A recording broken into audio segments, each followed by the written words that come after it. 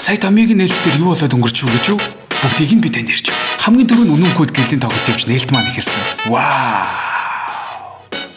Дараа нь баярсаа гарч ирээд дорнтоос далайн чанд руу явснаа ярьж Томьёог яагаад бүтээснээ хэлсэн. Бид нар таны өсрөнгөө хөгжих талбар гэж нэрсэн. Би зөв сонссон бол Томьёог 100 багш 300 цагийн 600 хичээлийг үзэж 6.100 метрээс зөвлөгөө авч 10,000 гаруй тестнээс өөрийгөө сольж 5,000 асуултад тоглоомоор найзуудтайгаа өрсөлдөж байна. Бүр JJMM тоглож үзүүлсэнгээ оддоо. 300-аад гаруй сургууль 100 гаруй сэтгэлийн мэдээллийг чанартай нийтлүүдийг бүгднийг нэг газараас үзэх боломжтой гэж хэлсэн. Энэ бүгдийг өдөрт 1000 төгрөг төлөөдгээ оддоо. What?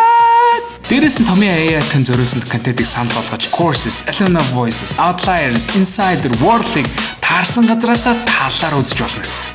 Damn! Хамгийн супер нь юу гэж Tamiya Foundation 2020 оноос эхлэн 100 оюутанд 100% тэтгэлэг болгоо. Yay! Ингээд Tamiya таны гарт дэлхийн боловсролыг хадгалж Монгол оюун дэлхийд гаргахаас та илүү хийх хүсвэл Tamiya цэгмэн эндээс бидний болоо.